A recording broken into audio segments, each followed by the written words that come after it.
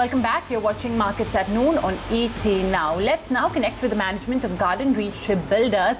They have launched Project 17 Alpha, 7 frigates at a 50,000 crore rupee cost. So let's understand that. Let's understand the overall order book stance and how is the export market doing. We have with us Mr. K Saxena, the Chairman and Managing Director of Garden Reach Shipbuilders.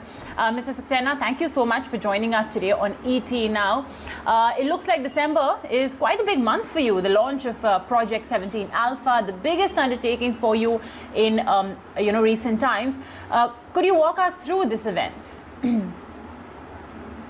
I'm very happy to inform that the long-awaited very big event, that is the launch of the first stealth guided missile frigate of the Indian Navy.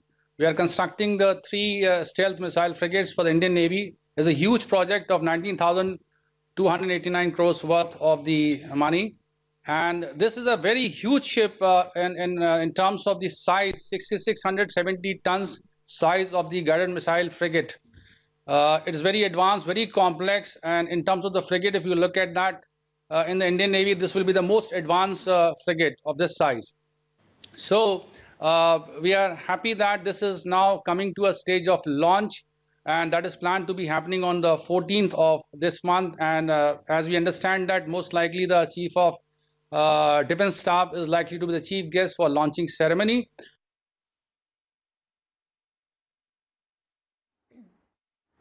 Okay.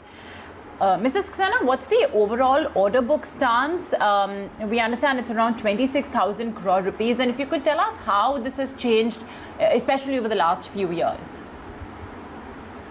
Well, when we got listed in October 2018, and thereafter we have received 2 major orders from the Indian Navy. That is the Survey Vessel Launch project, around 2,400 crores. And thereafter in 2019, we had the contract for 8 ESW shuttle watercraft getting signed with the Navy, 6,300 crores. So with that, my order book has actually gone up considerably, and as of now, 26,189 is the executable order book with us. And as you said about the government policy and thrust, I must say that the new policy that has come in, about 100 plus 1 items have been put into the negative list of the imports. That is going to be a huge booster to the entire manufacturing industry and entire ecosystem in this country for the defense manufacturing. So we are really hoping that a lot of RFPs have already come out. We have responded to the RFPs of the Indian Navy and the Coast Guard. And I'm sure that there's around 16,000 crore worth of the RFP that has been responded to. So I'm sure that whenever the tenders gets opened up, and we hope that we should be doing well in some of the orders in coming years. How is the export market shaping up? So what is the growth over there?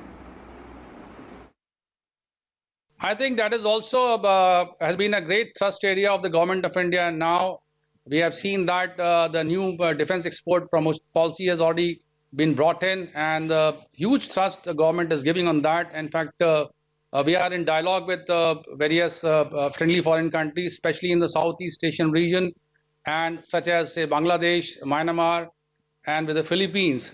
Also with some of the countries in the African region. And I'm quite hopeful that something should fructify in the near future.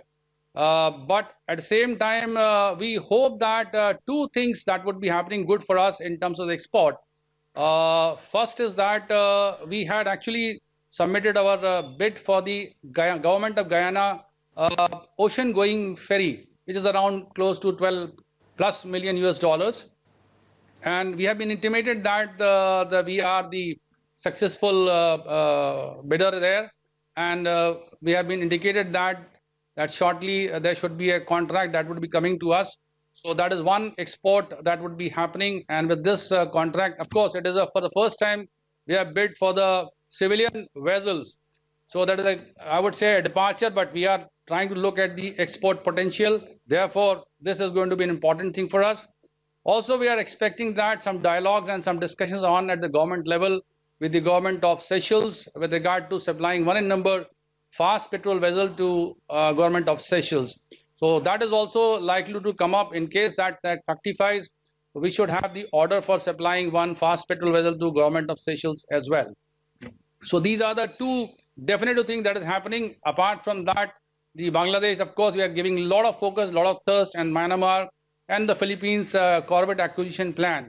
So these are the other areas which we are keenly looking at that, and hope that with those efforts which we are putting in, along with the support from the Government of India, Ministry of Defense, something should be happening in near future as well. So what sort of guidance can you give us as far as return ratios are concerned, growth estimates are concerned? What would you have to say about that? This year, actually, we must not, as far as we are concerned in warship building, I told you that we have been badly hit because of the corona. So we are trying to recover back and do well in Q3 and Q4. But if you look at our past performance over 4 or 5 years of the financial years, if I take from FY17 onwards, we have been consistently increasing and improving our margins considerably. So I am sure that in case of the warship building programs, the margins are generally in the range of around 7.5%. But if you see the last year FY20, our margins have gone up to 9.86. So I'm pretty sure that with this huge order book, the amount of efficiency measures that have been put in place in the shipyard, the margins are going to go up. And I'm confident towards that whether it is a PAT margins or the PBT margins or other things, I'm sure that it would be a good run for us in the times ahead. Thanks so much, sir, for taking out time for us. On that note, we are taking